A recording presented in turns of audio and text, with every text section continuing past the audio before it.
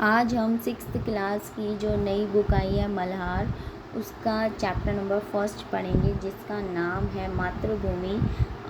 ये मातृभूमि के ऊपर एक कविता है।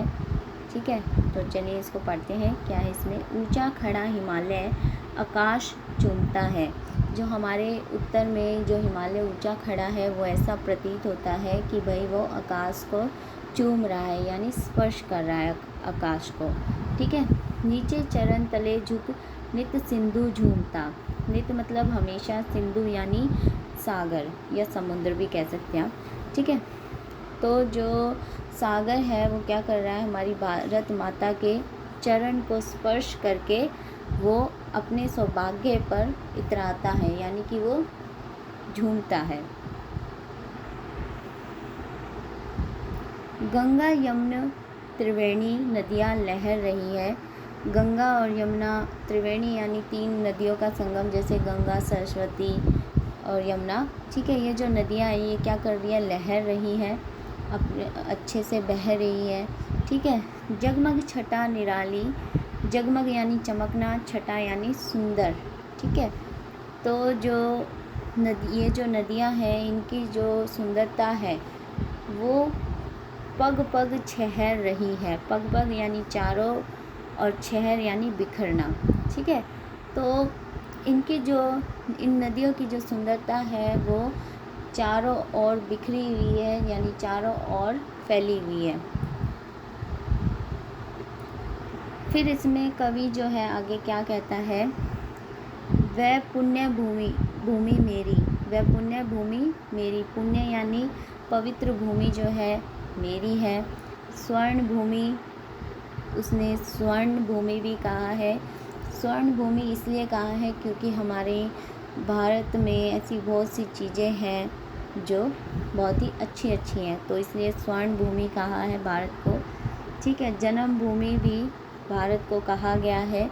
मातृभूमि, मातृभूमि इसलिए कहा गया है क्योंकि वो हमारा क्या करती है, पालन पोषण करती है। ठीक है। फिर यहाँ आगे दिया है, झरने अनेक झरते जिसकी पहाड़ियों में, पहाड़ियों से अनेक झरने निकलते हैं। ठीक है। चिड़िया चहक रही है हो मस्त झाड़ियों में, और चिड़िया जो है झाड़ियों में मस्त होकर क्या कर रही है, चहक रही है। अमराई घनी, एक सेकेंड, अमराई घनी है कोयल पुकारती है। अमराई यानी आम का बाग। ठीक है, आम के बगीचे। तो जब आम के बगीचे में भोर आ जाती है वसंत ऋतु के टाइम पे, तो जो कोयल है उसकी कुक सुनाई हमें देती है।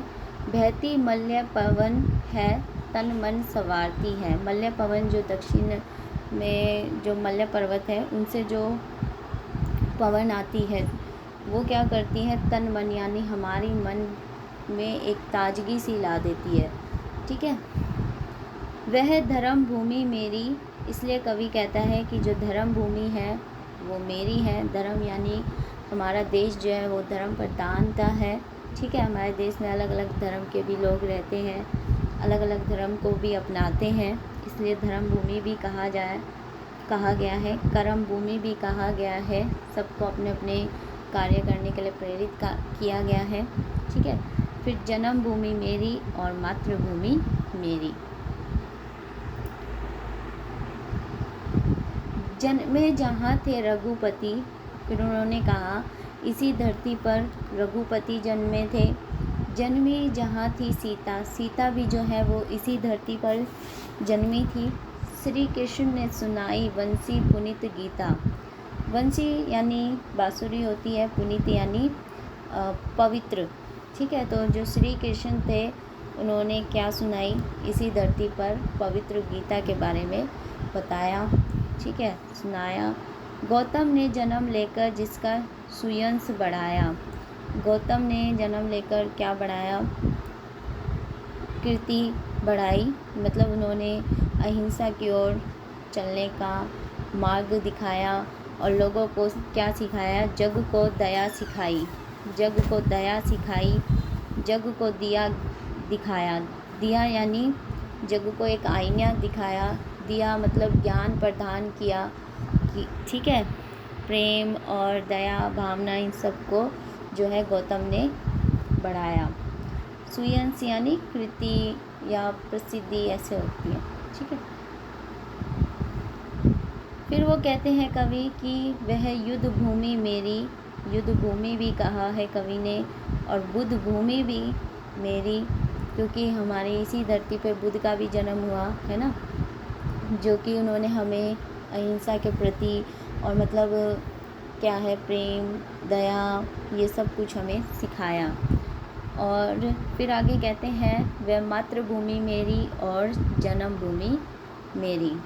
जन्मभूमि इसलिए कहा है क्योंकि हमारा इसी भूमि पे जन्म हुआ, और मातृभूमि इसलिए क्योंकि ये हमारी माता है और हमारा क्या करती है, लालन पालन, हमारा पालन पोषण करती है, ठीक है।